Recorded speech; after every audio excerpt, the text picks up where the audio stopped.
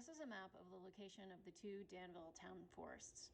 One is Pumpkin Hill Town Forest, which is located down here off of Pumpkin Hill Road. And the other is Rogers Lot, which is we're going to talk about today, which is, here's the center of Danville. It's a mile and a half of Bruce Badger Memorial Highway on the right. And as you can see, Webster Hill Road also goes through, and it's bisected by Webster Hill Road and Partridge Lane right here, which is not open all year round.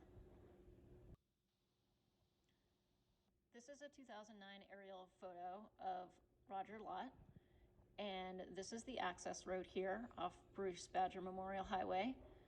And as you follow it in, this is a location of the stump dump here, and this is the location of the landing, which will be used this winter for the logging operation.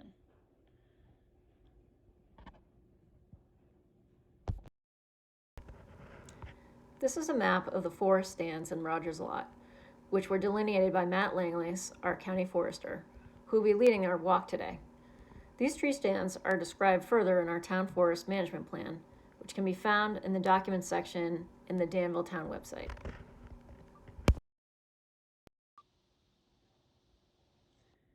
This is a natural community map made by Brett Engstrom. And what it shows is not what's existing there now, although it might in some respect, but it's showing what the forest wants to be based on soil type and natural conditions. And it's a tool that helps us determine how we can help facilitate management in order to promote what would naturally occur there.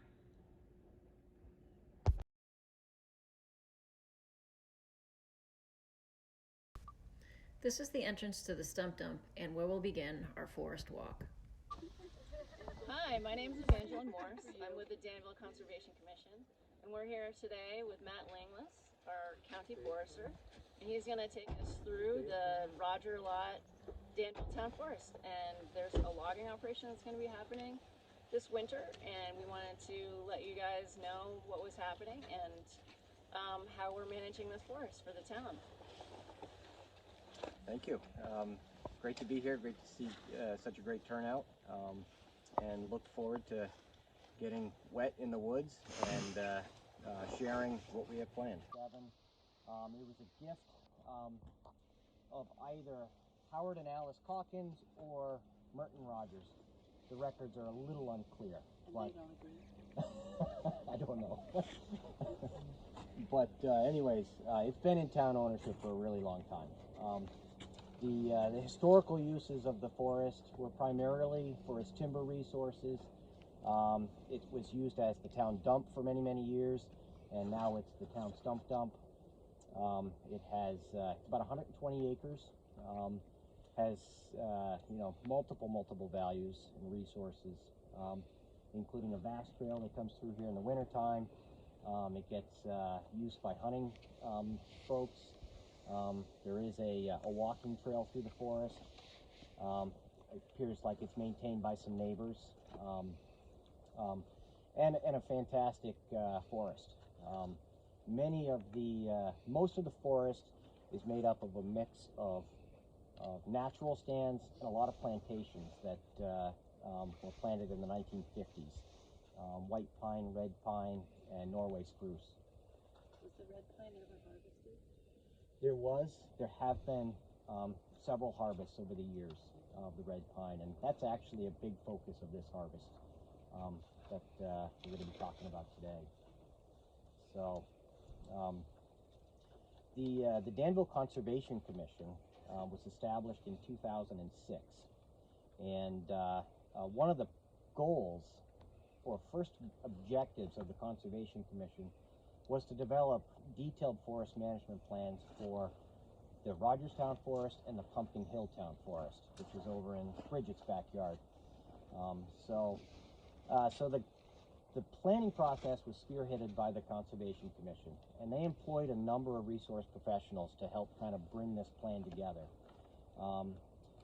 They worked with myself as a county forester to do a detailed timber inventory. They worked with a consulting ecologist, Brett Engstrom, who did a natural resource,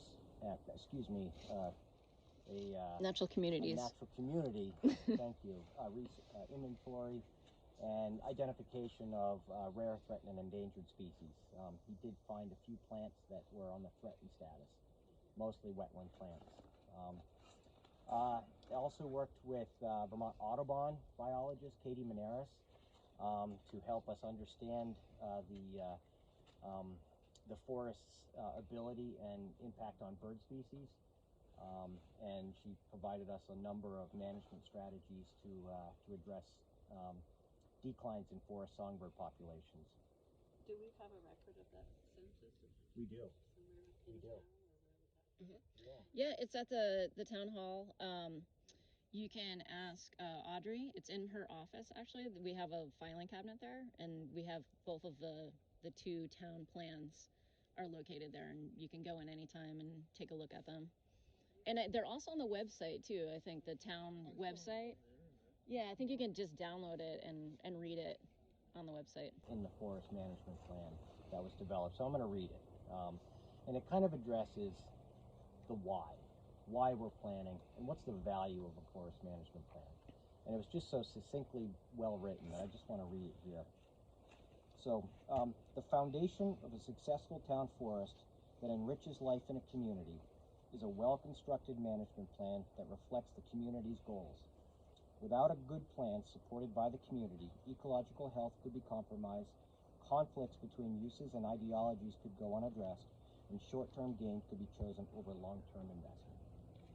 So that just does a really nice job of bringing together the goals and why we're doing this.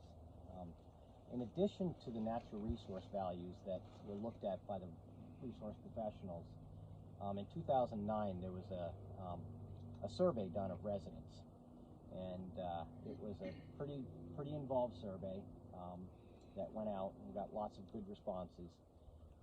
So that, coupled with some public events focusing on the forest, helped to shape and guide, how we develop the forest management plan for the parcel. And that forest management plan broadly identified 5 overarching goals. The first is to protect the forestry values, wildlife habitat values, the water quality, soil productivity, just those natural resource values that exist here. The second is to protect and enhance the ecological processes that sustain those values. The third is to provide for recreational opportunities. Through that survey, we learned that folks really wanted to focus on non-motorized, although recognizing that there is an existing vast trail here, that use would continue. The fourth,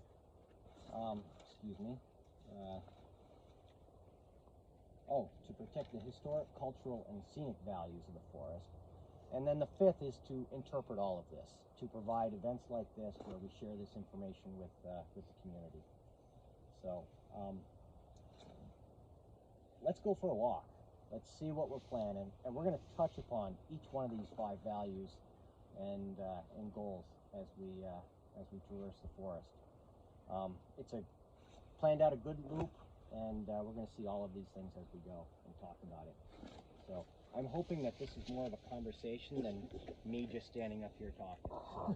So I want to invite everybody to let's just talk through everything.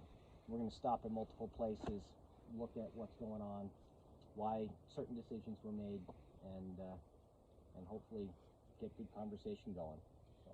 One other quick question is what's the connectivity between this and the surrounding properties? Is there talk about how they're linked and Absolutely. impact? Yeah. And when we talk about the ecological processes, that is so important. This forest is part of a 2,500-acre forest block, and that's a sizable forest block that has incredible values. Essentially, it's an unfragmented landscape that provides for movement of species, both plant and animals.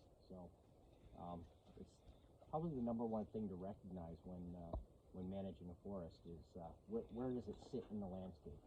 And this is part of a large forestry block that's been identified by the Fish and Wildlife Department through their work identifying these forestry blocks. This site down here to be our landing. One of the stressors of forests that reduces their resiliency in the face of climate change and what's happening to our forests is invasive species. Whether it's an invasive plant or an invasive bug like the emerald ash borer. One of the real problems that's been identified on this forest is knotweed. You can see right here that the knotweed is dead. Up on the stump dump, still living. We did not want our harvest to spread this throughout the forest. So we worked with a company called Red Start. They're out of Corinth. Marcus Bradley is a forester who's a certified applicator. We all worked together to get this addressed so that we weren't dragging this through the forest. The smallest piece of fragment of a knotweed plant can root and become established. So all it takes is a really, really small amount. And one of the things that moves invasive species a lot is forestry equipment. You know, the tires on these things, on a skidder is about that tall. It's full of chains. It picks up mud. It picks up fragments, and it'll move it. So we wanted to take care of this before the harvest even happened. So I came in, and I think some of the select board members came in, and we cut, the conservation commissioners, we cut back the stems during the growing season in order to get them to resprout. So we were taking away their resources, getting them to resprout. And then Red Start came in and used a very, very select herbicide. I think it's a combination of Thinbert and Roundup in order to kill it. And we did this over 2 years in order to get the best efficacy. And as you can see, it was really successful. And this is a hard plant to kill. And pretty impressive. It's very impressive. It is impressive. And I'm really hoping that some of the proceeds from this forest addresses the rest of it. That'd be nice. So this has been dead for how long? These have been dead for 2 years. You see how this resprouted? Well, that's what they sprayed, was the resprouts. By first cutting it, it reduces the height, it makes it easier to spread, gets some of the plant's resources out, and then becomes much more effective. And this is the total area? No, we did some up there on the roadway in, we did some here, and then all around this landing site here. And what did that cost? We did an experiment with putting black plastic over area of knotweed, and I'm curious how that turned out. Do you know, Van? Yeah, that is right down here, I think on the left, on the down below this landing. And it did well. We had 3 different plots, and what we did, one where we just cut it. Yep. And then one where we like put plastic and chips on it. And I think one where we actually applied the herbicide. And it was actually the black plastic and the mulch that did the best as far as like keeping it down. But all around that area is just, you can't even walk in there now. Yeah. It's really hard to control. Yeah, we might see that today. There's a new methodology in areas like this where the ground is flat that works really well. It's like a fence. I've heard of this. That you put about 2 or 3 inches above the soil surface. It's like that chicken wire that's really strong, but like a third of an inch square. And what happens is in the springtime, the plant comes up through, and as it starts to grow and expand, it strangles itself. And then it resprouts again, and it strangles itself, and it resprouts again. And you're just basically taking away the plant's resources. All the energy. Over a long period of time. you know, seeing these big, beautiful Norway spruce is just fantastic. So we're going to try to extend the life of these plantations as long as we can, but over time, move them to more natural stands. This one is doing great. We have great live crown ratios here. More than 50% of these trees, or more than 30% of the trees, total height is in live crown. There was nothing we could really do to enhance this or benefit it. So this is what we call a skip. We just worked right through it and why was laid the trail through it, but we're not cutting any of these trees. Have you ever been thinned? This has been thinned. And I think it was Steve Parker that worked with some logging contractors back in the 80s and 90s to do some thinning in here. And why was it planted originally? Back in the late 50s, there was a program called the Farm Abatement Program, where the federal government thought that they were smarter than our local farmers, so they were desiring to reduce the amount of milk on the market. Milk prices were dropping. They wanted to reduce the production of milk by buying cows from farmers and then paying them to take land out of production and planting it. So they actually paid for landowners to do this work. It lasted between 57 and 61.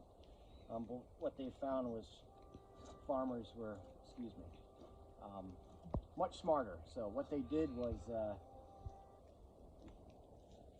so what they ended up doing was putting their worst lands into trees, buying better land with that money, selling their worst cows and buying better cows. So, milk production went up.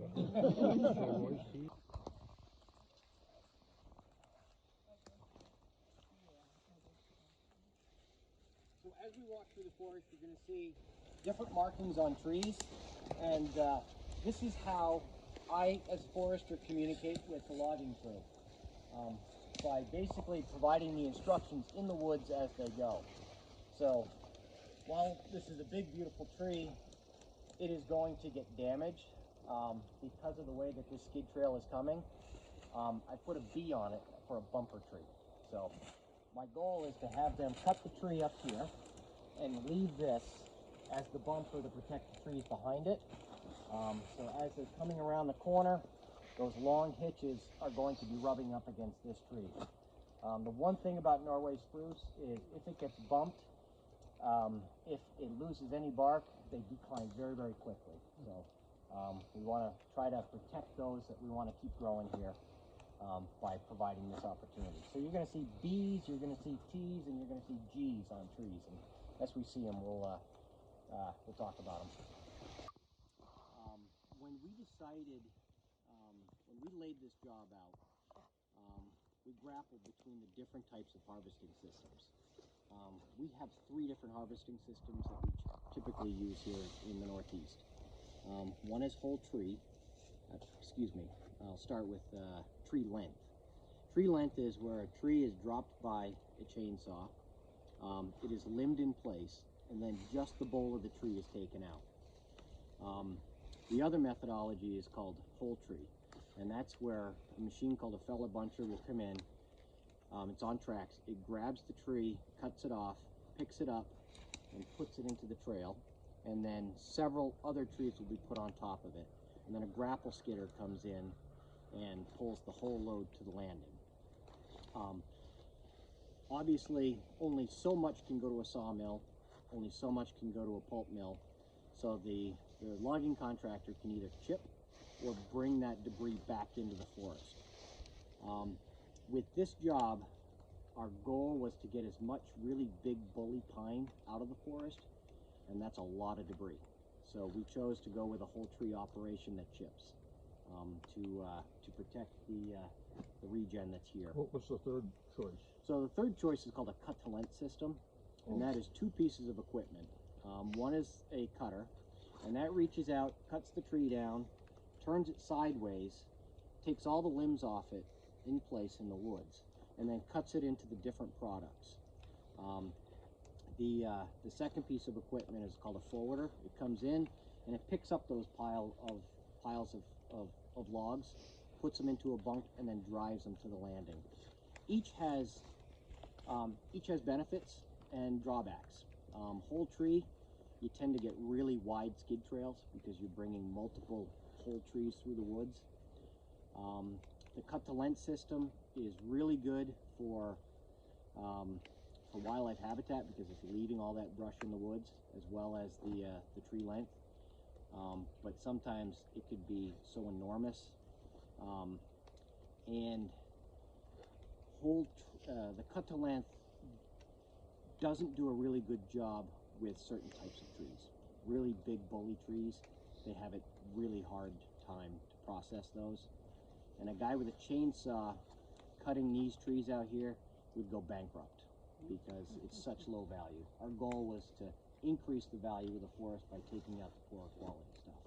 So you're saying the chips, the chipping would be done here and stay here? No, the chips will be sent to the Rygate power station to produce energy. Can anybody come collect some? Actually, you can.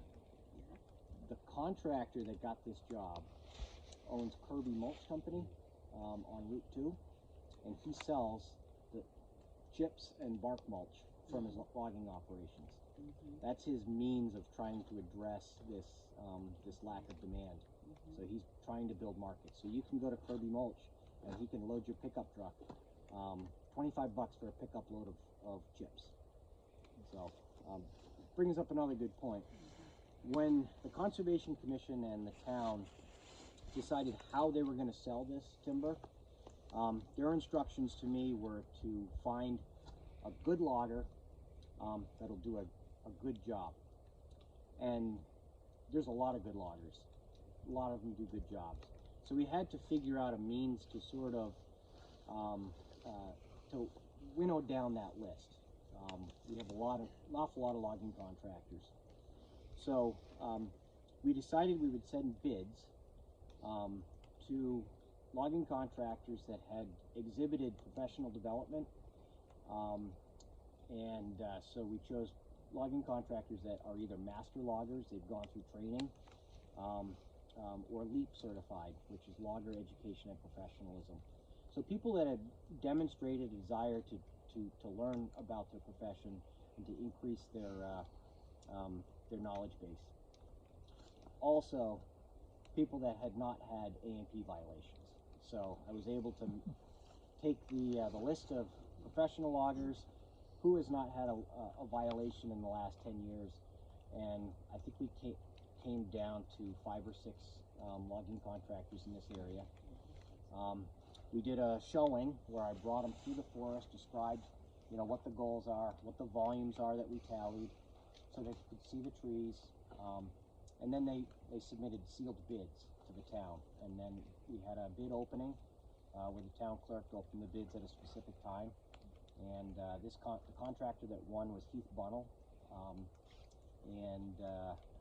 think he paid $20,000 and change for the forest here. So he was the high bid and had the right equipment and the right skills. So. And that price remains valid till today? Absolutely. We provided a 2-year contract, and we do have a signed contract with them. I think I handed it out to you. So if there's any questions in that contract, we should go through them as we go. No, I don't even know what's the date. When did that start? When did the 2-year period start? Good question. That is one of the most important things of a contract is the start date and the end date. And did you give them a notice to proceed whenever this document was signed, or have we been holding off? Yeah, so we required in the contract that it be a winter operation, so they couldn't do this work in the summertime to protect soil quality. And they have notified us that they intend to do it this winter. So the expiration date that we set is July 1st in 2022. So this is their only winter. This is their only winter. Yeah. They chose not to do it last winter. What are the Vast folks going to say? One of the folks that has been participating in the process is the town road foreman, and he's going to work with VAST to sign it. We're going to close this main trail down when we're operating on this side of the forest. I expect it'll only be a day or two. Then we're going to clean it up, reopen the VAST trail, and work in other portions of the forest. That's really cool. So right here we're in stand 11. This is a larger stand. It's a two-age stand. It started as open field and came into these big woolly pine. There was some thinning work here. You can see an old stump that began to open the stand up and get this hardwood regeneration coming in. Our goal in this stand is to create good, vigorous trees that are adapted to this site. The pine are here because of the land use history. This site wants to be hardwood, and we're going to help it along. We're also going to meet that goal of creating forest resiliency by having different age classes, multiple age classes of trees. And so we're utilizing a silvicultural method called group selection, group shelter wood. Group selection is very, very similar in application. However, it requires balanced age classes, and we're not there yet. We're working towards a balanced age class, but we have two age classes here. We have this overstory of big, ugly white pine, and an understory, you kind of see it out through there, of seedling sapling hardwoods. This is a really good time to do a harvest like this. We're doing about a 1/4 acre group here, where we're going to cut all the trees. When hardwood trees are like this, less than 1 inch, they resprout really, really well. So even if that gets run over or crushed by these trees coming down, when they're less than 1 inch, they'll resprout, and that root system's established, it's in the ground. So across stand 11, our goal was to regenerate 25% of the stand in these groups up to a 1/4 acre, 1/2 acre in size. And this is one of them. And as you can see, it's a lot of low-grade pine that we're trying to address by getting it out of here. So vocabulary lesson, what is a pulley pine? A pulley pine is, it's also known as pumpkin pine or cabbage pine. If you look at these trees, you see that they don't have what's called epinastic control. They don't have one stem that's growing straight up through with branches coming out, beautiful, nice clear bowls. Some of them do, but a lot of them don't. And it's caused by an insect called the, oh goodness, Gordy, what's it called? Yeah. Going blank on the name, but it's an insect that kills the leader. And when the leader of a softwood tree dies, the branches below it aren't receiving a hormone from up above, and so it tells them they need a new leader. And so 3-4 of the branches in the first whorl turn up and then begin to grow, and then they will then get, their leaders will get killed and grow even more. So you end up with these multiple stems of trees that just don't exhibit that form that we want to see in a high quality tree. They're your blue marks for the trees that are coming in. Exactly.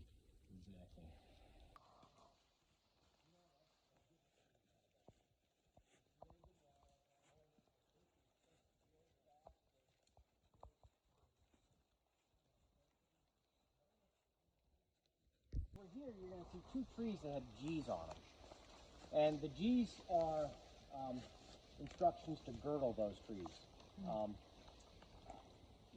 As I came through here, I identified those as poor quality trees we want to get out. They're surrounded by this beautiful regeneration.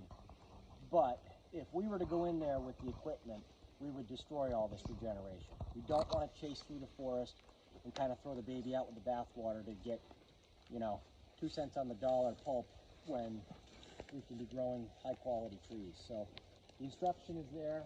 is to girdle that tree. And you girdle a tree by putting 2 chainsaw marks around the stump, around the tree, and that doesn't allow water to transport nutrients to come back down. So the tree will die over time. Usually what we find is that the trees fall apart slowly, so the branches will shed. It'll provide fantastic habitat for woodpeckers, and eventually the tree will fall over. It'll be food for the soil, provide places for insects and bears and wildlife to feed on. So that's our goal with the trees that have the G on it.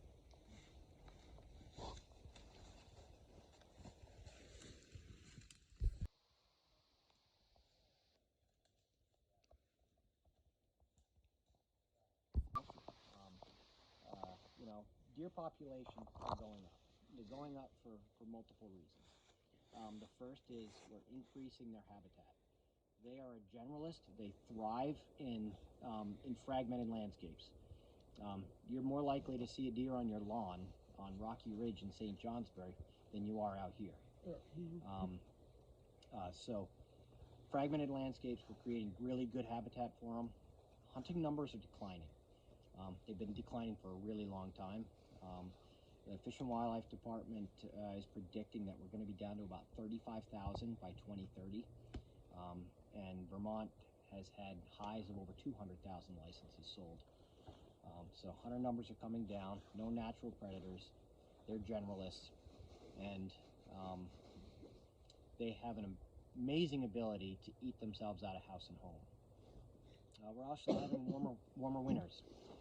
That's one of the ways their populations have been kept lower in the past, is they require deer yards in order to survive the winter. Less snow depth, warmer winters, they're surviving. And when deer browse through a forest, that forest is then susceptible to less resiliency.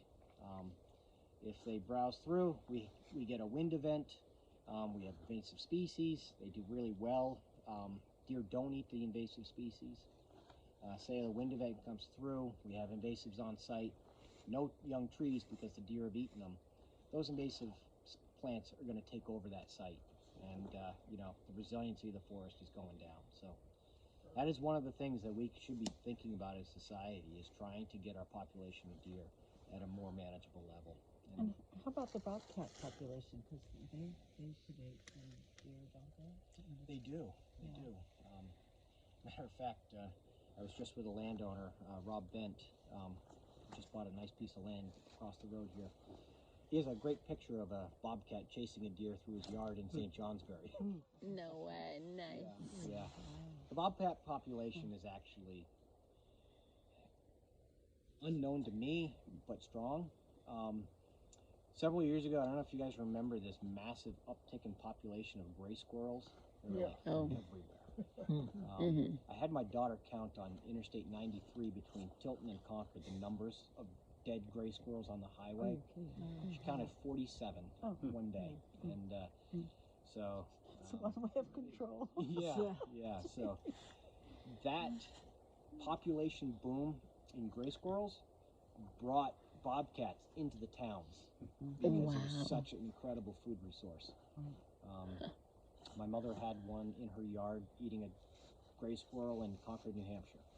There's one in my yard this summer. Yeah. So they're very secretive animals, so you don't generally see them. But when there's a massive food supply in kind of restricted areas, you'll see them. So the interesting thing about coyotes is the more we kill them, the higher their population gets. Yeah. They actually control their own numbers, and by food source, but also by territory, and by their reproductive success. If they're being suppressed, the females will have more pups. They are able to control the number of embryos that they implant.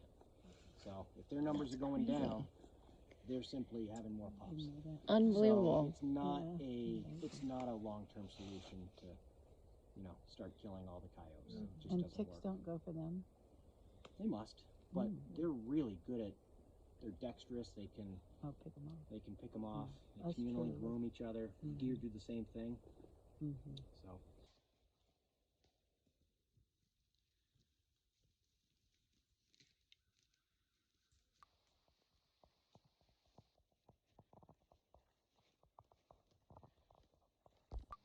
This is Partridge Lane, which bisects the town forest. And this is the proposed parking area they're hoping to establish for access for trails. And Partridge Lane continues. And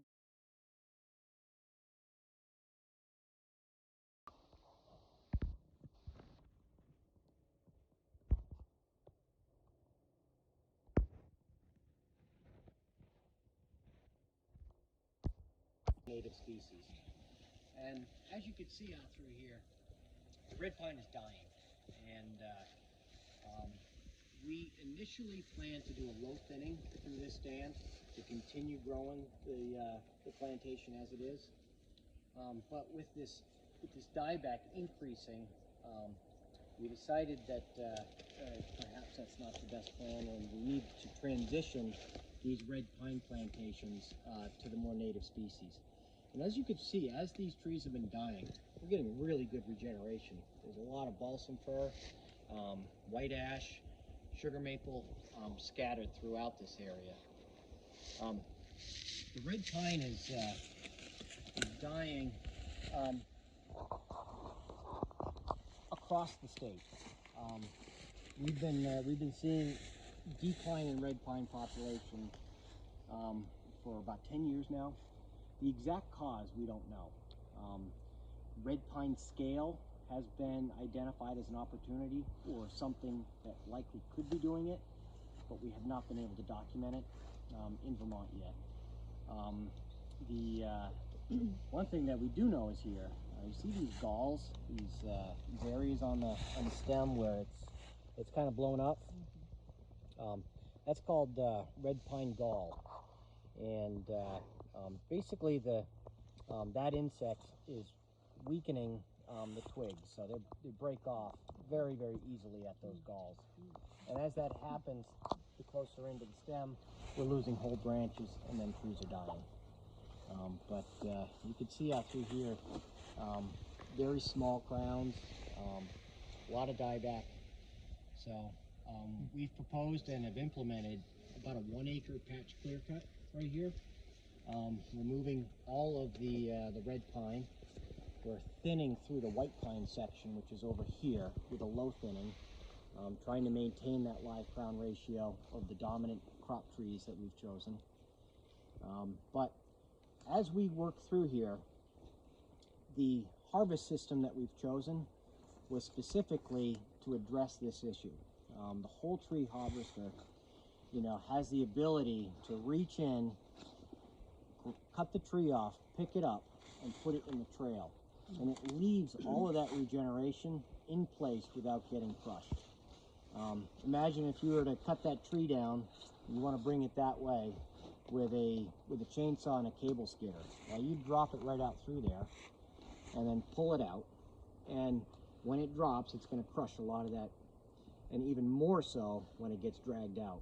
So the whole tree operation was our choice in order to protect as much regen as possible. So again, the same question, why were these planted at, it's up in Roy Mountain, and also there's another patch in Reigate of red pine. those are natural red pine. Are you kidding? No. Roy Mountain is one of the few natural red pine plantations in Vermont. And it's a fire-dominated tree, and it does really well up there. It's a droughty top, really thin, shallow soils. So it's not suffering like these are then? Not that I'm aware of. But these Australian pine, which are non-native, because they're kind of planted in, they look like they were implanted in straight lines and all of that. It looks pretty orderly up there. Oh, I thought. yeah.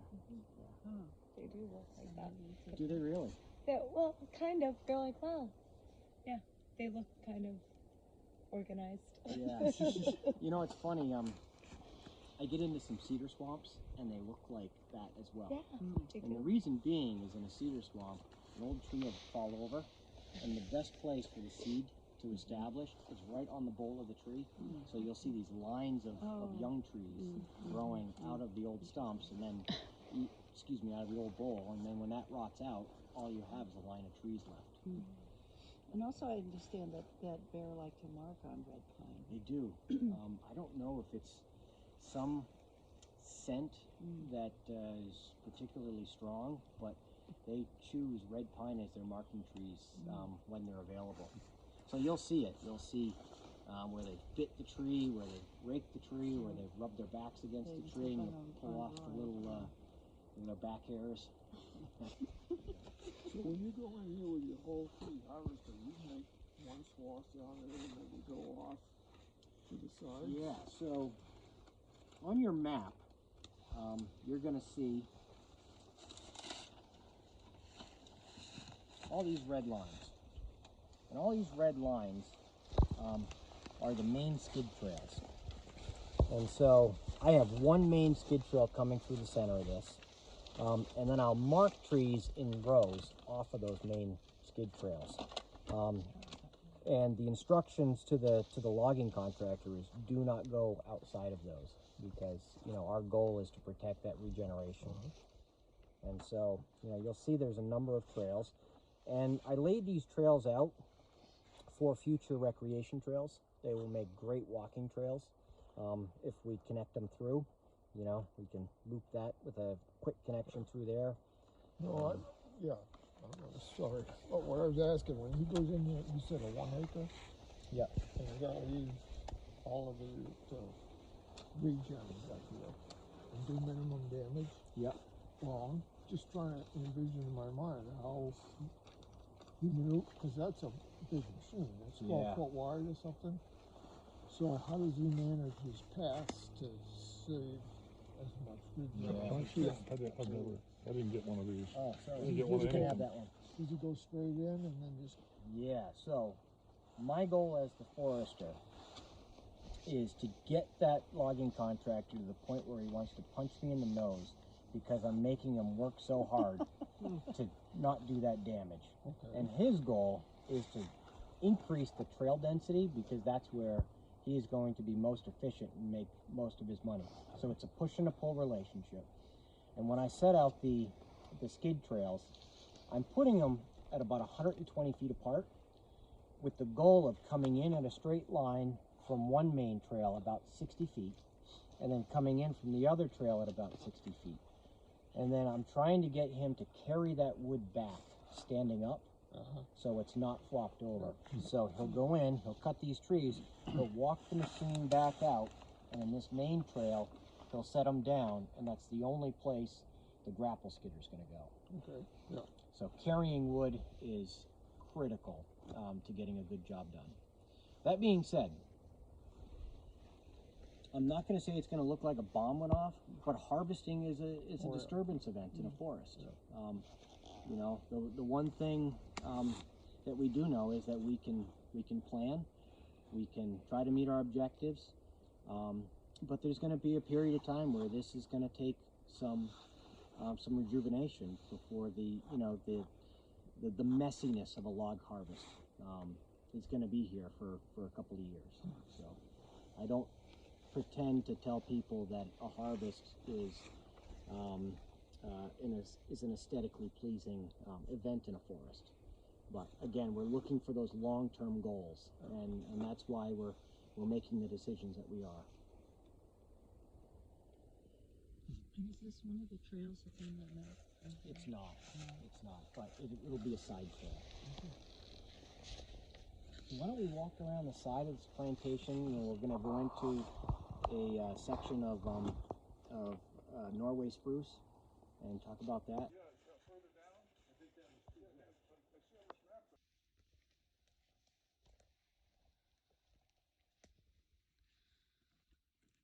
Part of the red pine plantation. But where it's white pine, Norway spruce, I'm doing that thinning with. just trying to address the dieback. Oh, definitely. Actually, there's one stand up here that we did not see any dieback in that we're staying out of. It's pretty healthy. It had been thinned through back in the 80s, so perhaps those deeper live crowns have, allowed it to thrive a bit more. Yeah. When you have birch in a forest, you're increasing the biodiversity of forest songbirds. Black-throated blue warblers nest almost exclusively in and amongst yellow birch.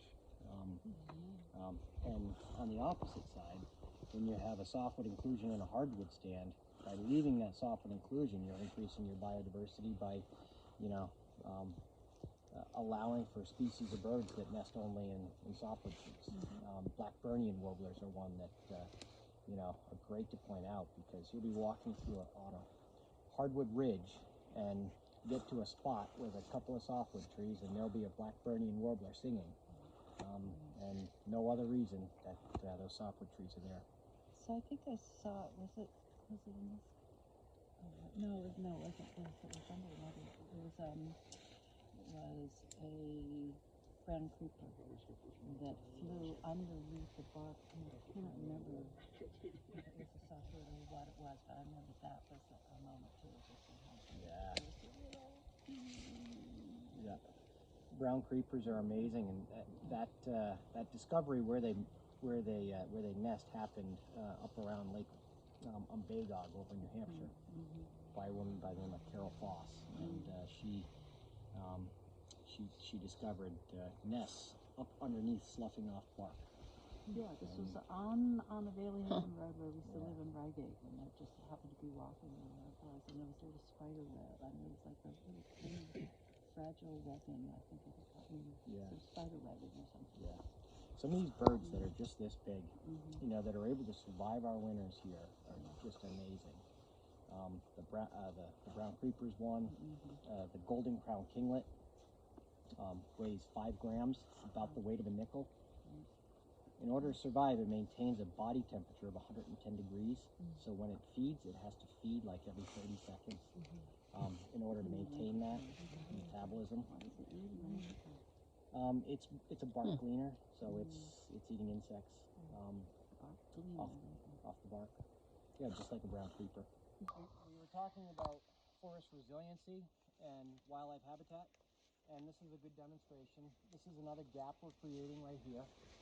And for forest resiliency in the face of climate change, we think about trying to maintain multiple different species of trees on a site to have that resilience, to have multiple age classes. So we don't want an even age stand where if it all goes over at once, we're susceptible. So we want to have multiple age classes. So that also meets our goal for increasing the diversity of wildlife. Inside this gap, if we'd come out here in the springtime, we would not have heard any chestnut-sided warblers. They required gaps in the forest, and so we've created a gap here. And so my hope is in a couple of years, after we cut this, it's primarily aspen in here, aspen root suckers when we cut it in the wintertime, so we get really dense stands, really good wildlife habitat. We should be finding some chestnut-sided warblers out here in a couple of years. So. I'm guessing most of this red pine is going to go to either to Canada. You ever bought a 2x4? It says SPF, spruce pine fir. They can put a small percentage of red pine into their 2x4s. So the goal is like, you can see it in the bundle. You can see it in the bundle. Yeah. Exactly. What is it? Is it like knotty or is it like bendy? It's not as strong. Spruce and fir. It likes twisting. Likes to twist, I see. So you couldn't use it for cabinetry, you would, or you? No, I've seen it used in door parts, like small pieces that are hidden. But my guess is these are going to go to Caledonia Brook or the Greenwood Mill up in Lyndonville. They produce an awful lot of pallets for EHV in St. Johnsbury. It's one-time use. The market is $140 a 1,000 board feet. which Wow. is very, very small. So even though there's 160,000, 170,000 board feet coming out of this forest, the majority being red pine, the stumpage price of $20,000 is reflecting that low value. So on the white pine, a lot of these will go as lower end saw logs. We've lost our market for white pine pulp. The Rumford Mill over in Maine stopped taking enough of it to satisfy our needs. The one good thing is there's a sawmill in Maine, J.D. Irving, that has reduced their specs to be able to take more of what we consider pulp. As long as it's solid and 16 feet long, down to 5 inch, they'll take it, and that's recent. So I think that market will be a good one for this logger. And believe it or not, what's pushing that market is Home Depot. People go into Home Depot and will buy short pieces of wood, pine. They're not real selective of what they're looking for, and so Home Depot has captured that market and was able to pay us something for it at least. I thought Doug Britton was buying white pine. Oh, they do, yeah, but more higher end stuff. No. Better quality stuff. Yeah, some of this we qualify for that. Some of this is straight enough and big enough. Yeah, and you know the key for white pine quality is the neck size. Yeah. You know, clear bowls without 3 inch plus necks is the goal. Number one.